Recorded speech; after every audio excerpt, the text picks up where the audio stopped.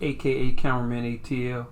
As you see at the caption up top, this is a very serious video about me and my whole journey with prostate cancer and an enlarged prostate. And the reason that I'm doing this video is because when I was doing my homework, nobody was talking about this that looked like me. Nobody were, and everybody, including myself, act like it was embarrassing or something that you shouldn't talk about. And the crazy part about it is that when I go to the hospital, I'm a veteran. When I go to the VA, sometimes it's about 17, 18 people in the waiting room, just in my little area, in the oncology area, and also the urology area too. And out of probably 17, 18 people, probably 15 of them look like me. But when I did my research to try to figure out, is there something I could do outside of going to the doctor? When I looked at the YouTube videos, Google it, only people I seen talking about it was older white men and Asian men and doctors. There were some black women talking about it who was supposedly doctors or knew some natural areas, but most of them was talking about erection dysfunction. So, yeah, did I say that right? Anyway, I guess kind of experienced it. So anyway, my goal for doing this video is to let my brothers go through the journey with me, because it's a lot of things that if I would have asked questions, I wouldn't have done. If I would have known, I would have did different. And then also a lot of things that the doctors told me, I should have known the question to ask them beforehand and would have made my situation better.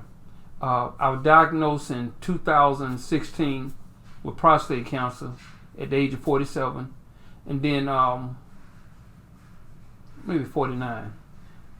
Anyway, that's the year I was diagnosed. But then what ended up happening is that I went through the radiation treatment with the seeds, and I got to tell you about that process, which is going to be in the full video that I put on YouTube. And it came back in 2020, the end of 2020. It grew, the cancer came back. So then they put me on the stage of maintaining, meaning that you just manage the cancer.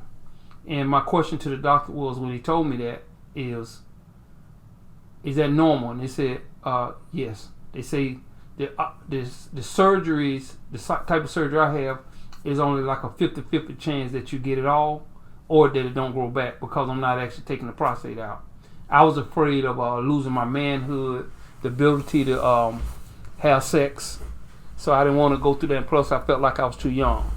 So when it grew back through that process, no symptoms, didn't feel anything.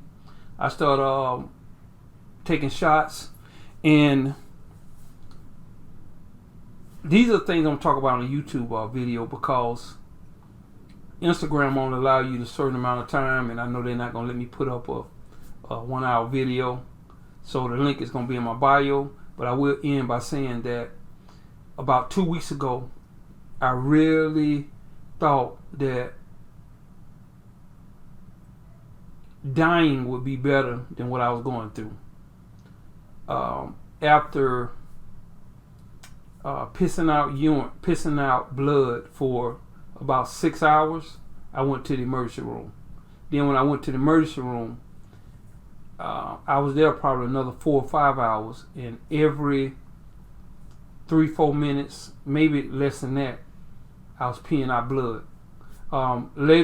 Earlier that night, before I went to the emergency room, I thought I was going to go into shock. And the reason why is because not what I was feeling, it's just that I was starting to feel like that I was gonna bleed out, because every time I urinate, every 2 or 3 minutes, it wasn't nothing but blood, deep red blood and blood clots. So I was afraid, and it started mentally getting to me. I wasn't feeling it. It's just like, I understand when they say people go into shock. They don't feel it like the lady who got hit by a police car and it ripped the arm off. Until she realized her arm was gone, they asked her, said, "You okay?" She said, "Yeah, I'm okay." Why you asked that? They said, "Well, your arm gone." And then she started thinking about that, and then she went into shock. So I understand that process. I didn't go into shock, but I did say, you know what?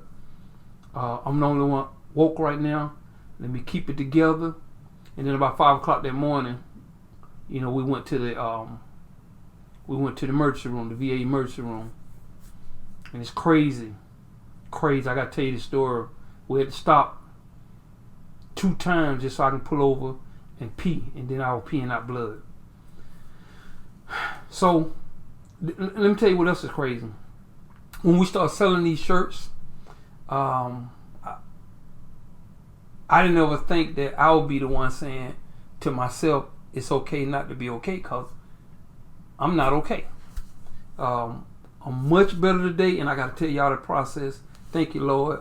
In fact, I say thank you, Lord, but a couple of weeks I was mad at God again. Again, I got to tell you the story. I was mad at him again. So, with that being said, it's going to be a link in my bio. It's going to be a link in my bio. I'm going to actually buy sponsored ads so this can get out to the masses, because it's true. Me don't go to the doctor, but I do.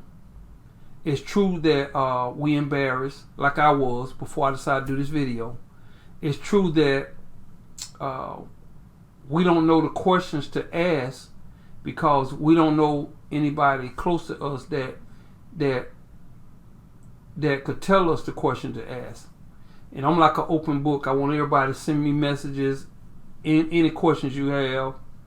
I mean, I'm okay with it. I'm going to put this on Facebook, YouTube, Fanbase, TikTok, everywhere. And the reason why, because if you are over 40 or close to 40, or you have any black men in your life that are over 40, send them this video, because there are several things I could have did that would have not caused me to go through the pain that I went through in the last couple of weeks.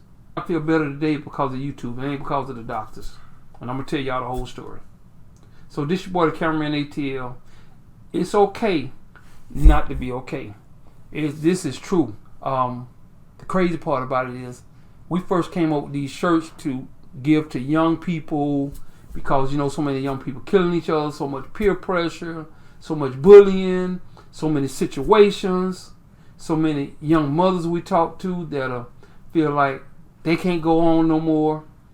So it's crazy. So, when we started selling this shirt, I was like, we're going to help a lot of people.